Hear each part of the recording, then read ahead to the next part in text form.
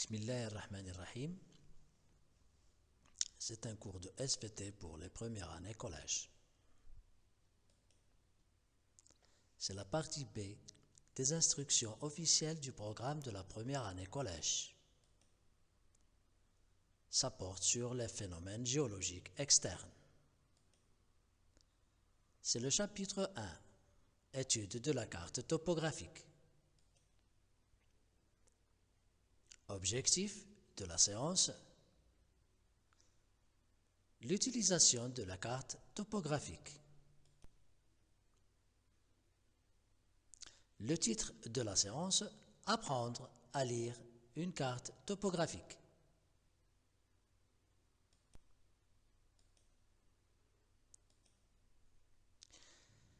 J'ai pris un exemple de la carte d'Al-Hoceima. J'aurais dû prendre de Oujda.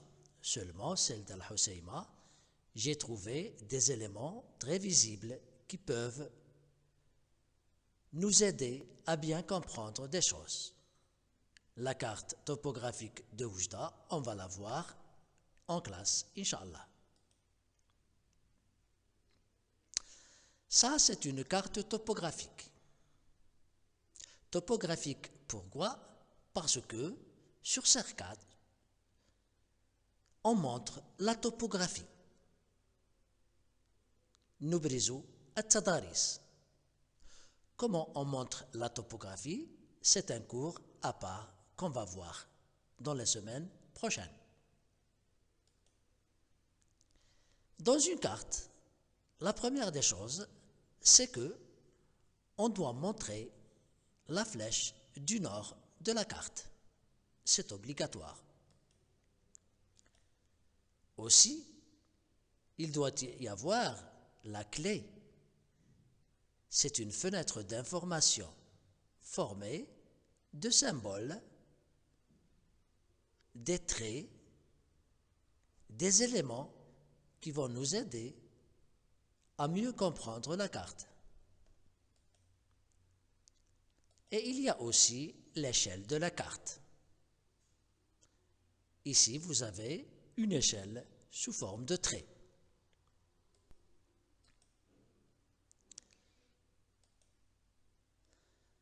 Alors, on va essayer de donner une petite définition à la carte topographique. La carte topographique est une représentation plane à échelle réduite d'une surface de terrain sur laquelle on voit tous les détails. C'est une représentation plane, ça veut dire sur un plan, sur la feuille. À échelle réduite, ça veut dire elle est très petite, il ne représente pas la réalité. Bien sûr qu'il existe aussi des types de cartes spécialisées, des cartes marines, routières, géologiques, touristiques, etc. Notre étude, c'est sur la carte topographique. La première des choses à faire avec une carte, c'est s'orienter. Alors, le grand 1, comment orienter la carte? C'est un petit problème auquel on va essayer de voir la réponse. Oui, dans la vie, l'orientation, elle est essentielle. Je ne peux pas rester sans m'orienter. Il y a des repères pour s'orienter. Par exemple, le soleil. Mais il y en a mieux que ça. Alors, pour s'orienter,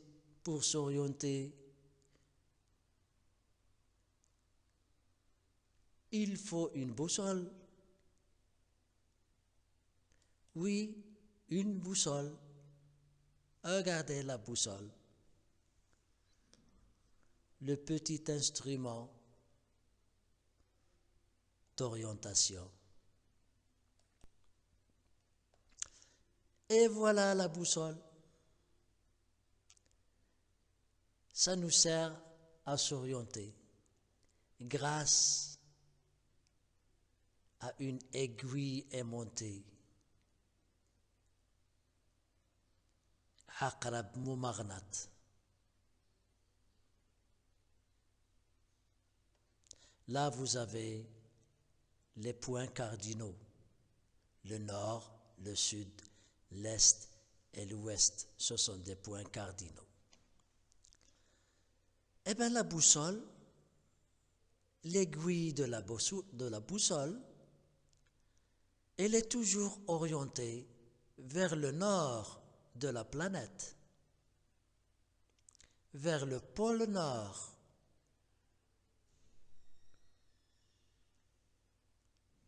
Toujours comme ça.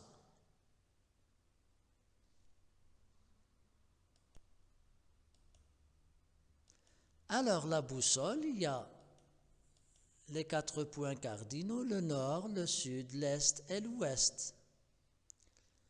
La boussole est un petit appareil composé d'une aiguille aimantée, mobile, mutaharrika, dont la pointe marque la direction du nord magnétique. Après, il faut chercher le nord géographique.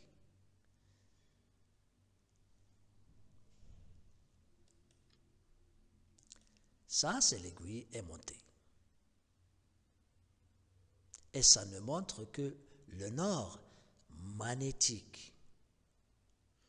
Il faut faire une petite inclinaison pour voir le nord géologique.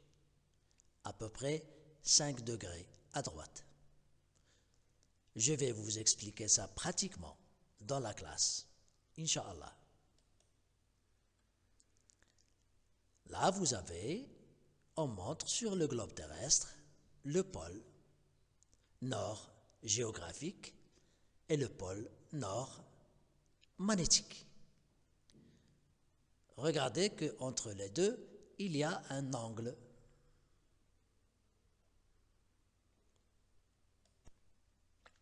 Alors, pour orienter la carte, eh bien, la première des choses, j'ai la carte, j'ai la boussole. L'étape numéro 1, c'est mettre la boussole sur la carte. C'est la première des choses à faire. Puis,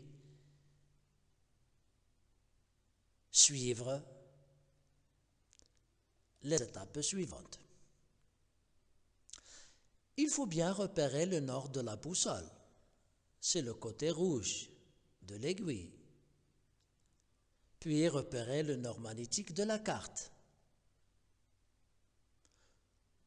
3. Poser la boussole sur la carte, non loin du nord magnétique de la carte. Si les deux nords ne sont pas parallèles, il faut tourner l'ensemble boussole-carte. C'est très simple, mais lorsque je lis comme ça, je sais que dans vos têtes, ce n'est pas très clair. Pourquoi? Parce que c'est une chose pratique. Une fois dans la classe, vous allez voir, en 2 minutes, vous allez comprendre ça.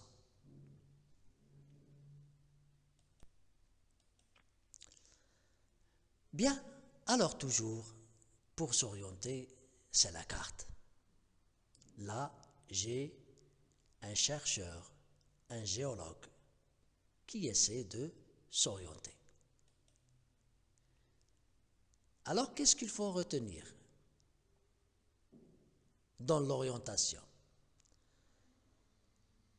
Placez la boussole sur la ligne représentant la direction du nord magnétique et faire tourner la carte lentement jusqu'à ce que l'aiguille de la boussole soit alignée ou parallèle avec la direction du nord magnétique.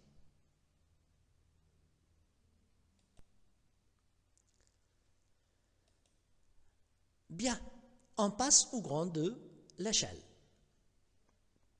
Je vous ai pris une petite portion d'une carte près de Oued Yekem, sud de Rabat. C'est une carte à l'échelle de 1 sur 1000. J'ai l'échelle sous forme de rapport et j'ai l'échelle sous forme de traits gradués. L'échelle, c'est le rapport d'une longueur sur une représentation graphique. Là, 1 sur 1000. Ça veut dire que 1 centimètre sur la carte représente 1000 centimètres sur le réel, sur le terrain.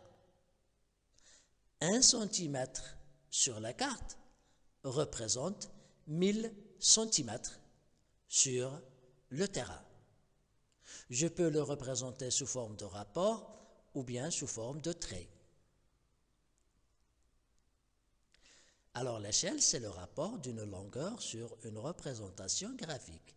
Il peut être indiqué sous la forme de nombres exprimant ce rapport ou représenté graphiquement par un trait gradué. Ce qu'il faut retenir, c'est que toujours le 1, c'est la distance sur la carte, c'est ce que je mesure moi avec ma règle. En bas, 1000, c'est la distance réelle. Et c'est un nombre sous forme de rapport. Ça veut dire que j'ai un numérateur et un dénominateur.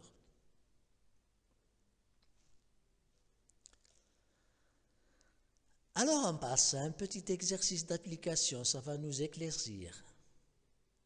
Calculer la distance réelle en ligne droite entre le point A et le point B, sachant que sur la carte, entre A et B, on a 7 cm. Alors 7 cm, c'est la distance sur la carte. Ce que je veux, moi, c'est la distance réelle. Je précise bien calculer la distance réelle sur le terrain en ligne droite. Faites ça chez vous. Je vous donne la correction le prochain cours.